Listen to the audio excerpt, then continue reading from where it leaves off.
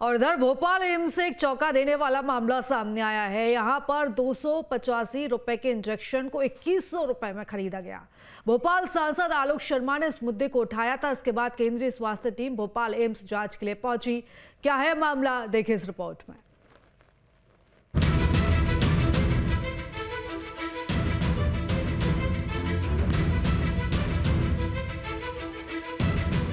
Bhopal AIIMS से एक बड़ा हैरान कर देने वाला मामला सामने आया है।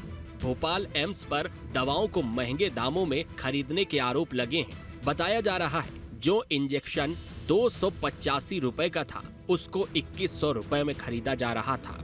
इस मामले की जांच के लिए केंद्रीय स्वास्थ्य और परिवार कल्याण मंत्रालय की एक टीम ने गुरुवार को भोपाल एम्स का दौरा किया।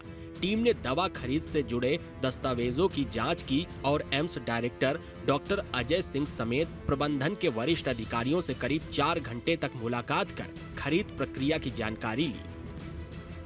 राजधानी भोपाल के एम्स हॉस्पिटल में एक नया मामला सामने आया है, जहां पर दिल्ली में स्टैंडिंग की बैठक के दौरान भोपाल के सांसद आलोक शर्मा ने स्वास्थ्य सचिव के सामने एक सवाल उठाया था, जहां पर ये पूरा मामला जो है खुलकर सामने आया है। जहां पर एक जैम सिटाविन इंजेक्शन है जिसकी कीमत तीनों स्टेटों में अलग अलग आकी जा रही है। यदि हम बात कहें तो रायपुर में ये इंजेक्शन 425 रुपये का है और वहीं दिल्ली एम्स में ये इंजेक्शन 285 रुपये का है। लेकिन वहीं राजधानी भोपाल में जो इसकी खरीद है वो 2100 रुपये में करी गई थी। लेकिन अगर हम बात कहें तो जो आम जनता है उन्होंने आरटीआई के माध्यम से इस पूरे मामले का खुलासा किया था। खुलासा करने के बाद ये बात राजधानी भोपाल के सांसद आलोक शर्मा के पास पहुंची थी, जिन्होंने दिल्ली में हुई मीटिंग में इस बात को सामने रखा था।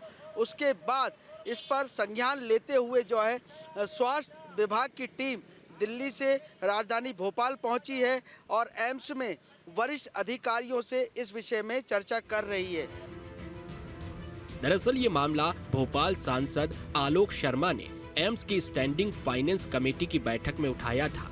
आलोक शर्मा ने बताया था कि सांसद होने के नाते वे स्टैंडिंग कमेटी के सदस्य हैं और उनके पास शिकायत आई थी कि जेमिसिटाबाइन इंजेक्शन 2100 रुपए प्रति नग की दर से खरीदा गया। रायपुर एम्स में यही इंजेक्शन 425 रुपए में खरीदा गया। दिल्ली एम्स में 285 रुपए प्रति नग में खरीदा गया। अन्य दवाएं भी ऊंचे दाम पर खरीदी गयी। सांसद आलोक शर्मा ने बताया कि 15 मई को दिल्ली के निर्माण भवन में हुई स्टैंडिंग कमेटी की बैठक में केंद्रीय स्वास्थ्य सचिव सलीला श्रीवास्तव मौजूद थी। इस बैठक में उन्होंने भोपाल एम्स में ऊंची कीमतों पर दवा खरीद की शिकायत की थी, जिसके बाद जांच का आश्वासन दिया गया था। राजधानी भोपाल के एम्स में एक अनोखा मामला सामने निकल के आया। 400 की दवाई 2100 में खरीदी गई और ये एम्स में हुआ। इसकी शिकायत भोपाल के सांसद आलोक शर्मा ने करी। हालांकि अब जांच शुरू हो गई है। आलोक भाई, कैसे मालूम पड़ा कि आखिर इस तरीके की चीज़ें सामने निकल गई? 400 की दवाई 2100 में खरीद रहे हैं एम्स में। देखिए, भोपाल की जनता ने मुझे सांसद के रूप में निर्वाचित किया है। भारत सरकार ने मुझे एम्स का सदस्य भी बनाया है। मैं सोमवार और गुरुवार को भोपाल में जनता के बीच में सांसद जनसंवाद करता हूँ। जब सांसद जनसंवाद करता हूँ तो जनता के लोग मेरे पास आते हैं, सड़क की, बिजली की, पानी की समस्या भी बताते हैं। कई लोग शिकायत भी करते हैं कि हमारे विभाग में क्या हो रहा है। तो एक शिकायत आई थी एम्स अस्पताल की, चूँकि मैं भी एम्स अस्पताल का मैं सदस्य हूँ तो मेरी जवाबदारी है। पिछले दिनों भारत सरकार की फाइनेंशियल कमेटी की बैठक नई दिल्ली के निर्माण भवन में हुई थी और निर्माण भवन के अंदर जो तथ्यात्मक जो मेरे को जानकारी मिली थी कि भाई इसके अंदर दवाइयों में कैंसर की दवाइयाँ एक स्टेट अलग रेट में खरीद रहा है, दूसरा स्टेट अलग रेट में खरीद रहा है, तीसरा स्टेट अलग रेट में खरीद रहा है, तो हमारा भोपाल 2100 रुपये में क्यों खरीद रहा है? जनता मुझसे पूछती है। तो चूँकि वो उचित फोरम है, मैंने रखा है और भारत सरकार की जो स्वास्थ्य विभाग की प्रिंसिपल सेक्रेटरी हैं पुण्य सलीला श्रीवास्तव, उनसे मैंने कहा था कि एक बार इन सारे तथ्यों की जांच करा लें। परसों के दिन भोपाल में टीम आई थी, वो अपनी जांच कर रही है। मुझे लगता है जांच के अंदर में को जांच होगी तो निष्पक्ष परिणाम आएंगे।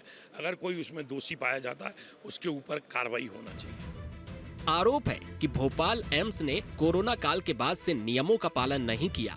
केंद्र सरकार के दवा खरीद नियमों GFR 2017 का पालन नहीं किया गया। अमृत फार्मेसी के जरिए सीधे दवाएं खरीदी गईं। अमृत फार्मेसी से केवल आपात स्थिति में दवाएं खरीदने की अनुमति थी, न कि पूरी सप्लाई के लिए। बाकी एम्स डायरेक्टर टेंडर के जरिए दवाएं खरीदते हैं, लेकिन भोपाल एम्स अकेला ऐसा संस्थान है जो पूरी खरीद अमृत फार्मेसी से करता है, GFR नियमों का पालन नहीं करता। भोपाल सांसद आलोक शर्मा ने बताया कि अन्य सरकारी अस्पतालों की तरह एम्स में भी टेंडर के जरिए दवा सप्लाई होनी चाहिए, लेकिन कोरोना काल में आपात स्थिति के लिए दी गई सीधी खरीद की मंजूरी का दुरुपयोग हुआ। कोरोना काल खत्म होने के बावजूद सीधी खरीद जारी रही, जिसका आंकड़ा करोड़ों में पहुंच गया। 10-15 लाख की आपातकालीन सप्लाई कोविड काल में 2 से 3 करोड़ तक पहुंची, लेकिन पिछले 3 सालों में ये 25 से 60 करोड़ तक हो गई, जो एक बड़े भ्रष्टाचार का संकेत है। इस मामले में केंद्रीय स्वास्थ्य मंत्रालय की जांच टीम की ओर से की गई कार्रवाई से भोपाल एम्स में दवा खरीद प्रक्रिया में पारदर्शिता और नियमों के पालन की उम्मीद जताई जा रही है। लगता है कि विशेष फर्म को फायदा पहुंचाने के लिए इस तरीके की इतनी महंगी दवाई ये काम मेरा नहीं है। ये काम अभी जो जानकारी मुझे मिली है, विभाग इसकी जांच कर रहा है, कहाँ पे नियमों का पालन हुआ है। अगर पालन हुआ है तो अच्छी बात है, अगर नियम का पालन नहीं हुआ है, किन लोगों ने उसका वायलेंस किया है, तो मुझे लगता है मैं भी उसकी स्टडी कर रहा हूँ। मैंने भी जानकारी मंगाई है और भारत सरकार से टीम आई है, वो अलग अलग पॉइंट बिंदुओं पे जांच कर रही है। अब समझ लेना चाहिए कि देश में आदरणीय प्रधानमंत्री नरेंद्र मोदी जी की सरकार है, किसी को भी स्वास्थ्य के क्षेत्र में गलत काम करने की अनुमति नहीं दी जाएगी। अगर नहीं किया है अच्छी बात है, अगर किया है तो वो आएंगे तो वो सबके सामने आएगी। देखने के लिए हम देखें, अगर हम दिल्ली की बात करें तो लगभग 200 रुपये की वहाँ से वही दवाई से मिल रही है। हम पड़ोसी राज्य छत्तीसगढ़ की बात करें तो वहाँ पे 800 से 1000 के बीच की, 700 से 800 के बीच की वो दवाई आ रही है। मेरे पास शहर के जागरूक नागरिक आए थे, उन्होंने हर स्टेट की RTI से जानकारी निकाली थी। उस RTI की जो जानकारी आई है उसमें हर स्टेट के अलग अलग रेट हैं, यहाँ का रेट ज़्यादा है। अब वो RTI सही है या गलत है, क्या उसकी भी जांच होना चाहिए। अगर गलत है तो अधिकारी लोग जांच करेंगे।